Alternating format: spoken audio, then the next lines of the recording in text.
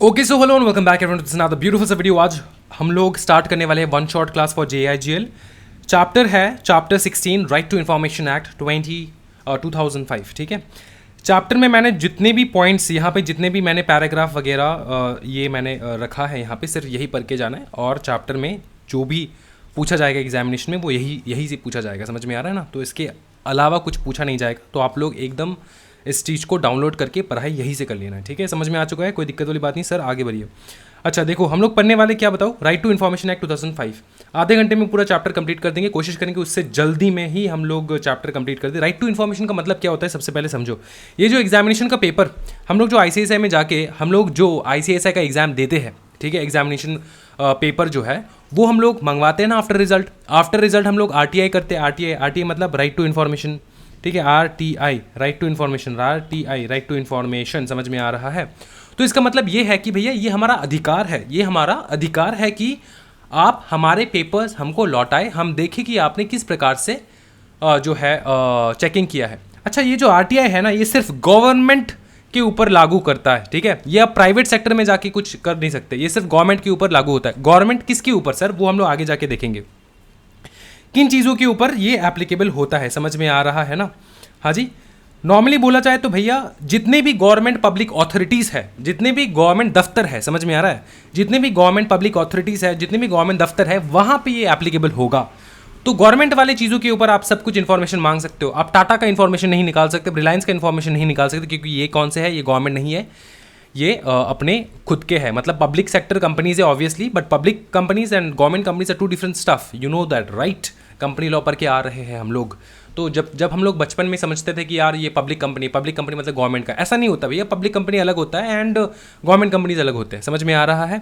तो ये private and public के ऊपर एप्लीकेबल होता ही नहीं है। कौन सा चीज़, राइट टू इन्फॉर्मेशन, ये एप्लीकेबल होता है सिर्फ गवर्नमेंट पब्लिक अथॉरिटीज़ के पास। समझ में आ रहा है? पब्लिक अथॉरिटीज़ मतलब पब्लिक अथॉरिटीज़। अब ये जो पब्लिक अथॉरिटीज़ है, इसका डेफिनेशन हम लोग देखेंगे। जैसे हम लोग डेफिनेशन समझेंगे तब आपको पता चल जाएगा। सबसे पहले जाते हैं डेफिनेशन के ऊपर। देखो क्या बताया यहाँ पे भैया, ये जो एक्ट है ना, ये पब्लिक अथॉरिटी के ऊपर जो है लागू करता है। पब्लिक अथॉरिटी का मतलब क्या होता है? मीन्स एनी अथॉरिटी और बॉडी और institution of self government established और कंस्टिट्यूटेड बाय व्हाट। अब देखो अच्छे से, बाय अंडर द कॉन्स्टिट्यूशन के द्वारा आपको स्टैब्लिशमेंट मिला है, पार्लियामेंट के द्वारा मिला है, स्टेट लेजिस्लेचर के द्वारा मिला है, या फिर कोई नोटिफिकेशन निकाला है बाय द एप्रोप्रिएट गवर्नमेंट, उसके द्वारा। समझ में आ रहा है? नोटिफिकेशन जो है निकाला किसने निकाला है? एप्रोप्रिएट गवर्नमेंट ने। एप्रोप्रिएट गवर्नमेंट मतलब स्टेट गवर्नमेंट भी हो सकता है, सेंट्रल गवर्नमेंट भी हो सकता है यहाँ पे। And includes any body owned, controlled और substantially financed non government organisation substantially finance directly और indirectly by funds provided by the appropriate government. समझ में आ रहा है? मतलब कोई भी बॉडी जो कि कंट्रोल कर रहा हो या फिर सब्सटेंशियली फिनेंस कर रहा हो। कौन फिनेंस कर रहा है? Appropriate government. ठीक है, या फिर कोई नॉन गवर्नमेंट ऑर्गेनाइजेशन, जो भी, अगर गवर्नमेंट ऑर्गेनाइजेशन है तब भी, अगर नॉन गवर्नमेंट ऑर्गेनाइजेशन है तब भी, लेकिन इन दोनों में सब्सटेंशियली कंट्रोल जो है और फिनेंस जो है वो एप्रोप्रिएट गवर्नमेंट कर रहा है। इस नॉन गवर्नमेंट ऑर्गेनाइजेशन को, NGO को चलाने में गवर्नमेंट मदद कर रहा है। यहाँ पे जितना भी खर्चा लग रहा है, सब्सटेंशियल पार्ट जो है वो गवर्नमेंट पे कर रहा है, तो हम लोग उसको पब्लिक अथॉरिटी ही मानेंगे। समझ में आ रहा है ना? हाँ जी, समझ में आ रहा है? कोई NGO हो जाए, नॉर्मल ऑर्गेनाइजेशन जो है वो तो है ही, और जो NGO है, NGO मतलब नॉन गवर्नमेंट ऑर्गेनाइजेशन, ये जो है ना, ये भी आप जो है पब्लिक अथॉरिटी के अंडर में आ जाएगा, अगर वो फिनेंस हो रहा है by the government, by the appropriate government. समझ में आ चुका है? कोई दिक्कत वाली बात नहीं है। या फिर कोई भी बॉडी कह लो, बॉडी मतलब कोई भी इंस्टीट्यूशन, समझ में आ रहा है ना, जो कि गवर्नमेंट ओन नहीं कर रहा है, गवर्नमेंट ने खरीद के नहीं रखा है, लेकिन कंट्रोल है गवर्नमेंट का उसके ऊपर, साथ ही साथ गवर्नमेंट ने अच्छा खासा पैसा लगा रखा है उस कंपनी के ऊपर, उस इंस्टीट्यूशन के ऊपर।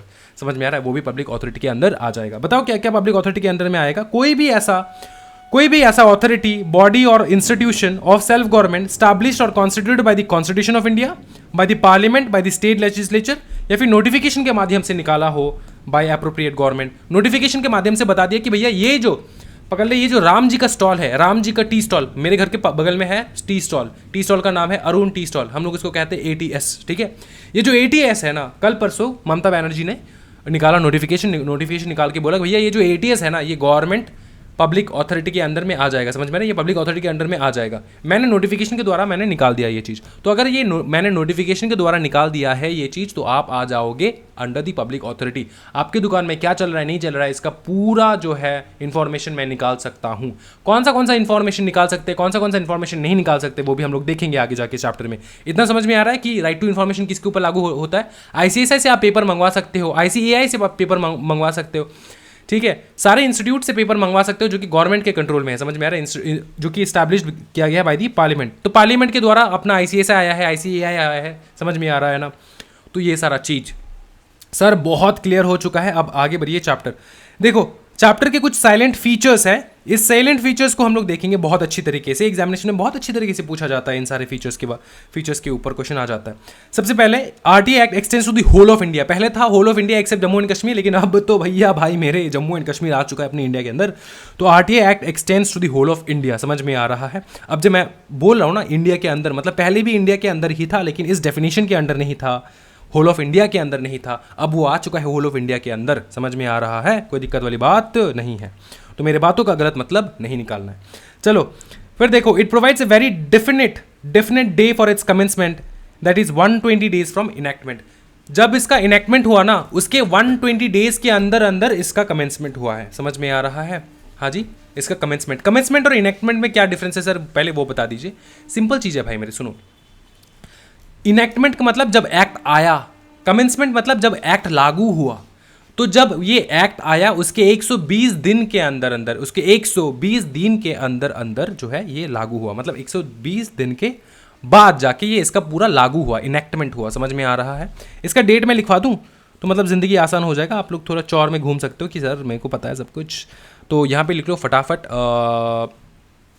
हाँ, इनैक्टेड डेट लिख लो पहले। इनैक्टेड ऑन, कौन सा डेट पता है, बताओ। 15 जून 2005, बताओ क्या, 15 जून 2005, ठीक है। इसके 120 दिन के 20 दिन के अंदर अंदर इसका कमेंसमेंट हुआ है। It provides a very different day of its commencement, that is 120 days from enactment, ठीक है। 120 दिन के बाद क्या आता है पता है आपको, हाँ जी बताओ ना, 12 अक्टूबर आता है, 12 अक्टूबर 2005। ये समझ में आ चुका है, कोई दिक्कत वाली बात नहीं है सर, ये कमेंसमेंट डेट है,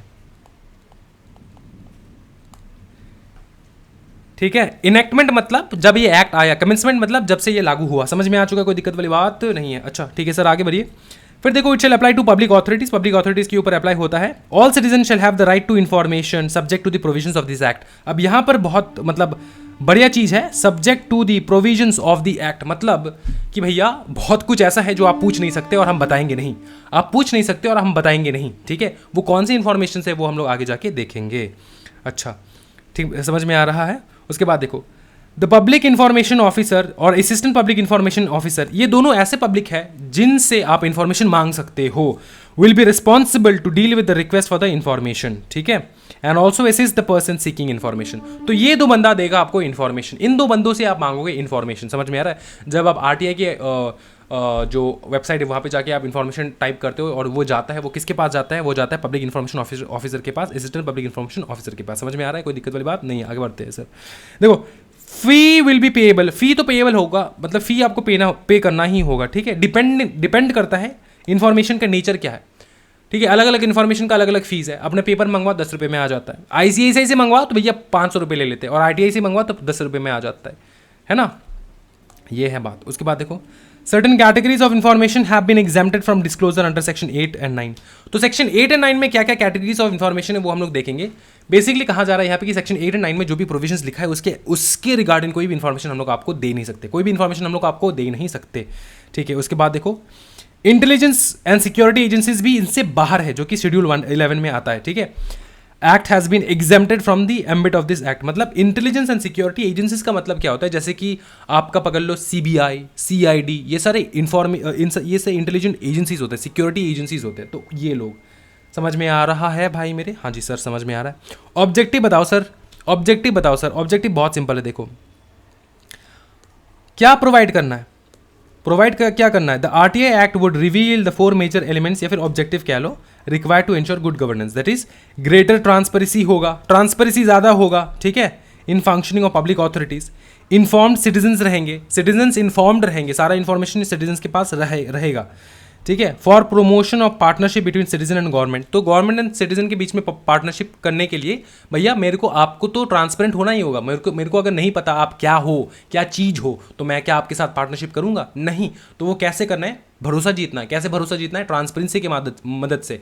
ट्रांसपेरेंसी कैसे आएगा? By the help of RTI, that is right to information act. अच्छा, improvement in accountability and performance of the government, ये तो सिंपल चीज़ है। Reduction in corruption in the government department, तो करप्शन रोकने के लिए भी हम लोग पूछ सकते हैं, ठीक है। तो सर ये सच्ची में बताओ यार, करप्शन रुक जाता है क्या इससे? करप्शन नहीं रुकता भैया, बहुत मौतें होते, मौतें मतलब होता है बहुत ज़्यादा वायलेंस है इस चीज़ में। जब तक आप इन्फॉर्मेशन मांग रहे हो ICSI से, तब तक आप सेफ हो, लेकिन कुछ आरा तेरा इधर उधर का इन्फॉर्मेशन मांग लो तो भैया कल तक परसों तक दिखोगी नहीं आप, ठीक है। समझ में आ रहा है? तो ये बहुत डेंजरस चीज़ है, इस बहुत डार्क चीज़ है ये RTI, समझ में आ रहा है?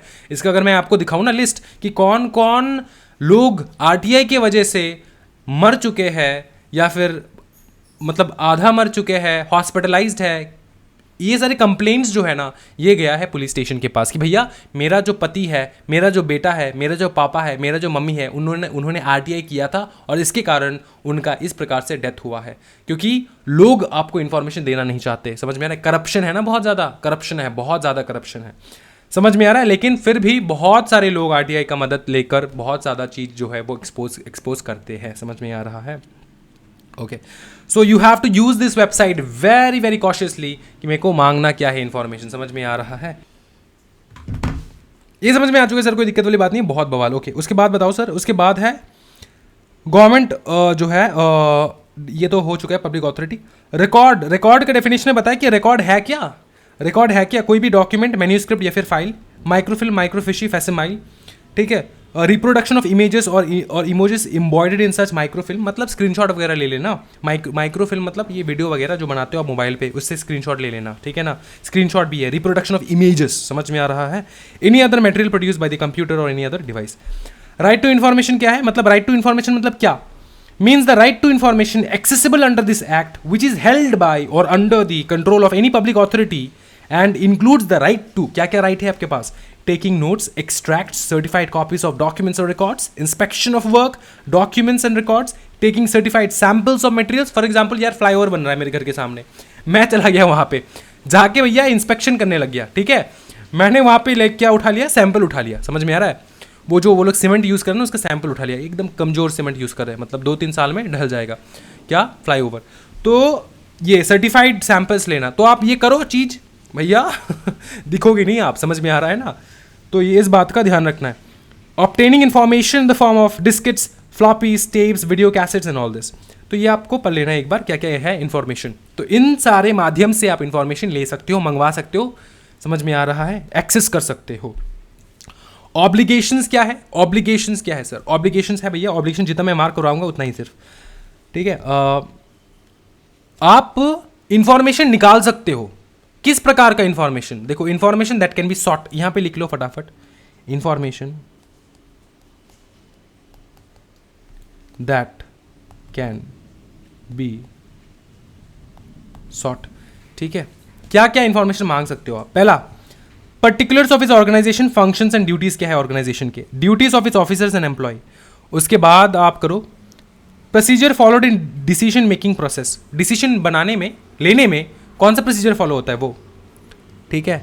फिर फंक्शंस क्या है इस ऑर्गेनाइजेशन के, रूल्स क्या है, रेगुलेशंस क्या है, इंस्ट्रक्शंस क्या है, मैनुअल क्या है, रिकॉर्ड्स क्या है, ये मंगवा सकते हो आप RTI के माध्यम से, ठीक है।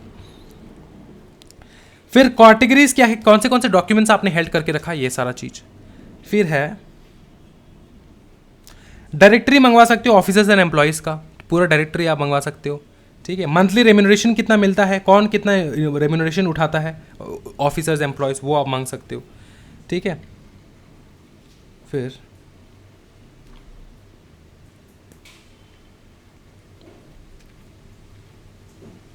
सच अदर इन्फॉर्मेशन इसमें भी prescribe.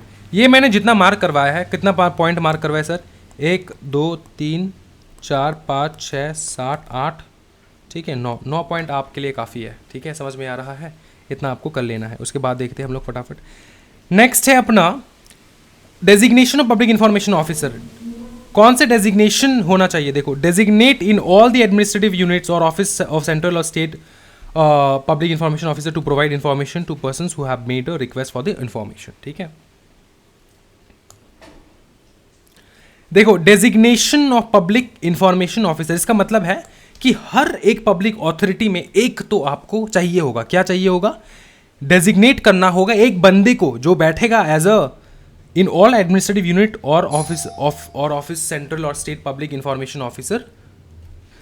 Okay, designate in all the administrative unit और ऑफिसेस, ठीक है, और ऑफिसेस क्या डेजिग्नेट करेगा? एक बंदा बैठेगा, कौन सा बंदा? सेंट्रल और स्टेट पब्लिक इंफॉर्मेशन ऑफिसर, ये बंदे बैठेंगे। अब सेंट्रल और स्टेट पब्लिक इंफॉर्मेशन ऑफिसर के बीच में क्या डिफरेंस है वो हम लोग आगे जाके देखेंगे, समझ में आ रहा है? अच्छा, ये देखो, उसके बाद designate at each sub district level और सब डिविजनल लेवल और sub district level central assistant और state assistant public information officer, इनको बिठाना होगा। No reason to be given by person making request for information except those that may be necessary for contacting him. इस बात का ध्यान रखना है, अगर आप आरटीआई कर रहे हो then none of your information, मतलब you are not liable to give any information regarding that, like why do you want the information, why do you want to do RTI, which information do you want, you're gonna ask that, but still for what reason do you need this information, ये आपको बताने की कोई ज़रूरत नहीं है। ठीक है, इस बात का ध्यान रखना है। उसके बाद देखो, application is to be submitted in writing or electronically with prescribed fees to public information officer। ठीक है, अब public information officer के पास जा चुका है आपका एप्लीकेशन, अब कितने दिनों में वो आपको information पास करेगा वो आपको देखना है। यहाँ पे एग्जामिनेशन में बहुत बार पूछा गया है, ये देखो अच्छे से। Information will be provided within 30 days, ये एक जनरल है, जनरल गाइडलाइन है कि 30 दिन के अंदर अंदर आपको देना ही होगा। 35 डेज लगेगा अगर असिस्टेंट पीआईओ के पास गया तो। पीआईओ से अगर आप मांग रहे हो, पब्लिक इंफॉर्मेशन ऑफिसर से अगर मांग रहे हो तो 30 दिन के अंदर अंदर, अगर असिस्टेंट पब्लिक इंफॉर्मेशन ऑफिसर से मांग रहे हो तो 35 डेज के अंदर अंदर वो आपको इंफॉर्मेशन देगा। अगर थर्ड पार्टी इन्वॉल्व है ना तो 40 दिन, अगर interest of third party involve है तो 40 दिन लगेगा। और अगर लाइफ और लिबर्टी से कोई इंफॉर्मेशन है, ठीक है, लाइफ और लिबर्टी से रिलेटेड कोई इंफॉर्मेशन है, देन 48 आवर्स के अंदर अंदर आपको वो इंफॉर्मेशन दिया जाएगा। लाइफ एंड लिबर्टी से रिलेटेड कोई भी इंफॉर्मेशन है देन 48 आवर्स के अंदर अंदर आपको पूरा इंफॉर्मेशन दिया जाएगा। ठीक है, हाँ जी, ठीक है, कोई दिक्कत वाली बात नहीं है। अच्छा, ये आपको याद रख लेना है बस। उसके बाद है अपना एग्जेम्पशंस फ्रॉम डिस्क्लोजर, क्या क्या चीज़ हम लोग एग्जेम्प्टेड है, मतलब डिस्क्लोजर हम लोग नहीं देंगे, ये डिस्क्लोज करने की कोई ज़रूरत नहीं है। कौन से चीज़ देखो अच्छे से, फटाफट देखो। ओके, सबसे पहला देखो अच्छे से, कोई भी information that affects the sovereignty and integrity of India, जितना मार्क करवा रहा हूं सिर्फ उतना ही। Information that has been, information which has been expressly forbidden by court और ट्रिब्यूनल। ठीक है, हाँ जी, कोर्ट एंड ट्रिब्यूनल ने मना कर रखा है, कोर्ट एंड ट्रिब्यूनल ने बताया कि ये इंफॉर्मेशन नहीं देना है। फिर ओके, फिर है आपका